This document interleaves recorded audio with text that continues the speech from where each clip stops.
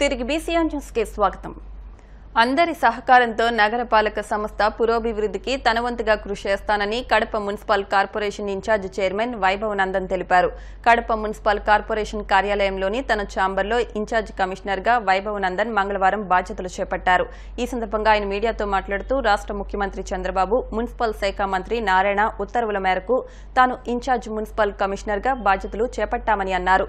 ఇప్పటికే తాను Kadapa urban development authority vice chairman గా పనిచేస్తున్నట్టు తెలిపారు. కడప నగరపాలక సంస్థ ప్రజలందరికీ నమస్కారం.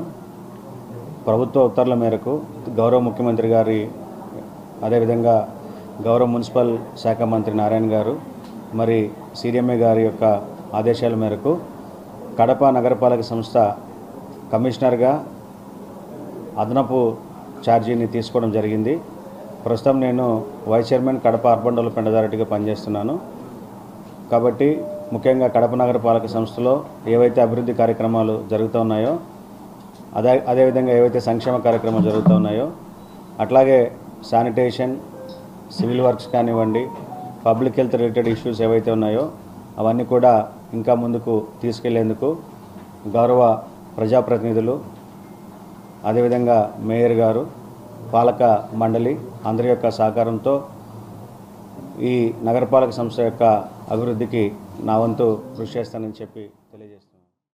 దేశ ప్రధాని మోదీ పిలుపు మేరకు హర్ ఘర్ తిరంగా ప్రచారంలో భాగంగా కడపలో 1000 అడుగుల త్రివర్ణ పతాకంతో భారీ ర్యాలీ నిర్వహించారు.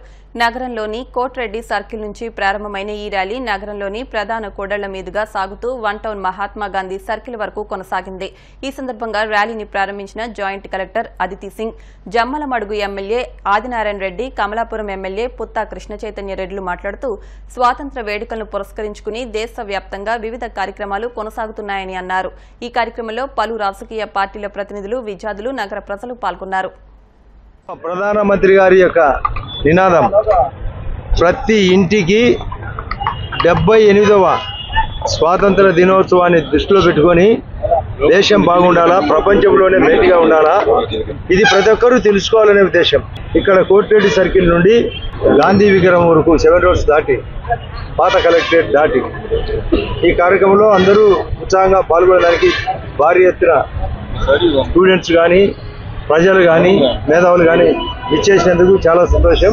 ఊరికే స్వాతంత్రం రావడం కాదు వాళ్ళు పెద్దలు ఆశించేది. స్వాతంత్రంతో పాటు ప్రతి ఒక్కరికి స్వాతంత్రం రావాలా, ఆర్థిక స్వాతంత్రం రావాలా, విద్య పెరగాల, ఉపాధి పెరగాల, ఆరోగ్యం పెరగాల, కరెంటు పెరగాల, మంచినీళ్ళు పెరగాల, స్వచ్ఛ భారత్ కింద టాయిలెట్ రావాలా, అందరికీ ఇంట్లో గ్యాస్ కనెక్షన్ ఉండాలా, ప్రధానమంత్రి ఆవాస్ యోజన కింద ఇల్లు ఉండాలా, ఫసల్ బీమా యోజన కింద పంటలకు తక్కువ ప్రీమియం ఎక్కువ లాభం. చేనేతలకు కూడా ఈరోజు చేనేతలు బాగా సమృద్ధిగా ఉండాలంటే ప్రతి ఒక్కరు చేనేత బట్ట ధరించాలి. చేనేత విదేశాలకు కూడా ఎగుమతులకు పర్మిషన్ ఇవ్వడం జరిగింది. మత్స్య కార్మికులకు కూడా అవగాహన కల్పించడం జరిగింది. వాళ్ళకు కూడా భారీ ఎత్తున రాయితీలు. ఇది యొక్క స్వాతంత్ర్యం యొక్క ఉద్దేశం. ఇది 78 అందరూ సక్సెస్ చేయాలని, మీరు కూడా దీన్ని హైలైట్ చేయాలని కోరుకుంటున్నాను.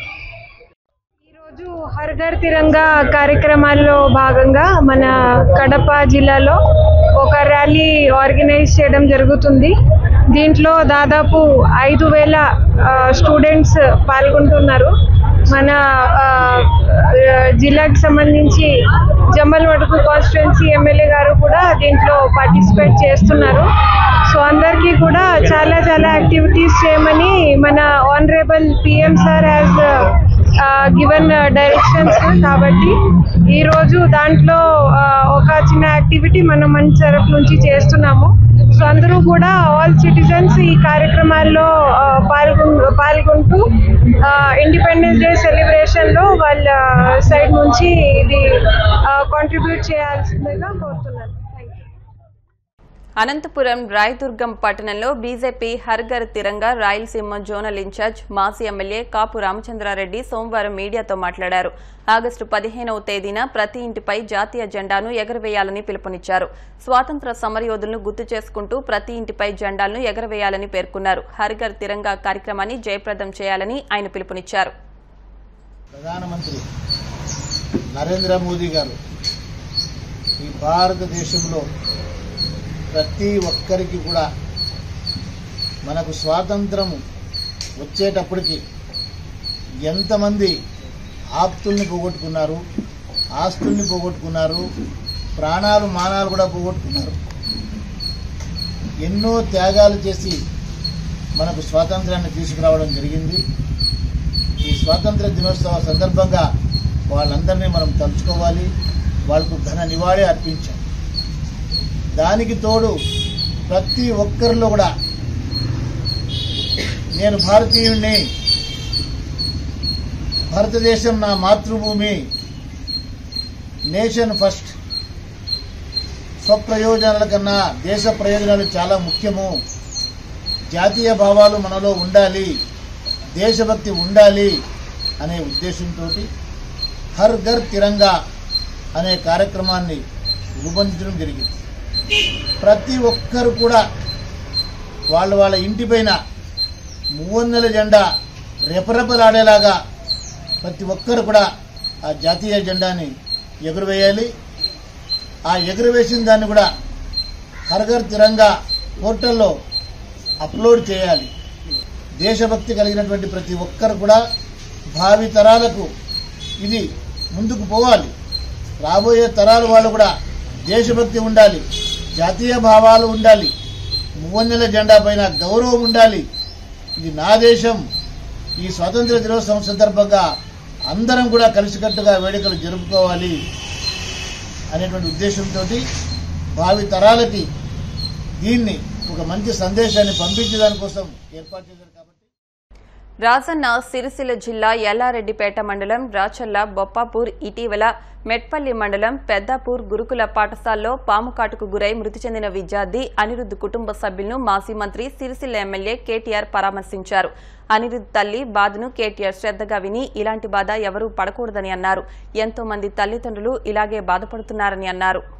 ఎందుకంటే ఇందులో రాజకీయాలు అవసరం లేదు. ఏదైనా దుర్ఘటన జరిగితే తప్పకుండా మానవత హృదయంతో ఆ 36 కుటుంబాలు ఏవైతే గుండెకోతకు గురైనాయో ఆ కుటుంబాలకు దయచేసి ఆదుకోండి. ఎందుకంటే వాళ్ళంతా పేద పిల్లలు, వాళ్ళ మీద గంపెడ ఆశలు పెట్టుకున్నారు తల్లిదండ్రులు. ఇందాక మా పార్టీ తరపున ఏదో నాకు తోచిన ఒక ఉడతా భక్తిగా కొంత సాయం అమ్మాయికి చేస్తే అమ్మాయి ఓ మాట అన్నది, అన్న మీరు నా కొడుకు చనిపోయిండు కానీ మరొక తల్లికి గుండె శోకం ఉండకుండా చూడండి అన్న, మీకు అవకాశం ఉంటే అని చెప్పింది. ఆ తల్లి చెప్పిన మాటల్లోంచే ఒక నిర్ణయం కూడా నేను తీసుకున్నా. మా పార్టీ తరపున పెద్దలు ఆర్ఎస్ ప్రవీణ్ కుమార్ గారు గతంలో అడిషనల్ డైరెక్టర్ జనరల్గా ఈ గురుకులాలకు సెక్రటరీగా కూడా వారు పనిచేస్తున్నారు. చాలా చక్కగా ఆయన ఆధ్వర్యంలో ఇవాళ మీరు ఎక్కడ పోయినా, మన నర్మాల పోయినా, బోనాల పోయినా, దుమాల పోయినా, ఎక్కడ పోయినా గురుకుల పాఠశాలలో ప్రవీణ్ కుమార్ పేరు ఇప్పటికి కూడా యాద్ చేస్తారు. తల్లిదండ్రులు ఇంకా కూడా యాద్ చేసుకుంటారు. ఆ ప్రవీణ్ కుమార్ గారి నేతృత్వంలో మా పార్టీ తరఫున ఒక అధ్యయన బృందం వేస్తున్నాం. వారిని కనీసం రాబోయే 4-5 రోజుల్లో ఒక 20-30 పాఠశాలలు తిరిగి అక్కడ ఉన్న లోపాలు, లోటుపాట్లు, వేరే ఉద్దేశం కాదు, మాకేం ఎవరిని తిట్టేది లేదు, ఎవరిని నిందించేది లేదు. దయచేసి ప్రభుత్వం దృష్టికి ఆ నివేదికను నిష్పక్షపాతంగా అందజేస్తాం. నల్గొండ జిల్లాలో మంత్రి ఉత్తమ్ కుమార్ రెడ్డికి చేదు అనుభవం ఎదురైంది. ఉత్తమ్ కాన్వాయ్ ని టైల్ పాండ్ నిర్వాసితులు అడ్డుకున్నారు. దీంతో మోహన్ చాటేసి పోలీస్ సెక్యూరిటీతో ఉత్తమ్ వెళ్లిపోయినట్లు తెలుస్తోంది. అడవిదేవులపల్లి మండలం చిట్యాల వద్ద ఇరిగేషన్ మంత్రి ఉత్తమ్ ని బాల్నేపల్లి, చిట్యాల గ్రామస్తులు అడ్డుకున్నారు. టైల్ పాండ్ ప్రాజెక్టు నిర్వాసితుల కింద తాము ఇళ్లు కోల్పోయామని, నష్టపరిహారం ఇప్పటి వరకు చెల్లించలేదని ఆరోపణ చేస్తున్నారు. వార్తలు ముగించే ముందు ముఖ్యాంశాలు మరొకసారి. కాకినాడ పోర్టులో అవినీతి ప్రక్షాళన చేస్తాం, పోర్టు పరిశీలనలో స్పష్టం చేసిన మంత్రి మనోహర్. భూ అక్రమాలపై త్వరలో ఫిర్యాదులు స్వీకరిస్తామన్న మంత్రి అనగాని సత్యప్రసాద్. 45 రోజుల కార్యక్రమం త్వరలో చేపడతామని స్పష్టం. 13 ఏళ్ల కన్న కుమార్తె పట్ల ఓ తల్లి కర్కసత్వం, వంటపాత్రలు కడగలేదనే కక్షతో విచక్షణారహితంగా దాడి.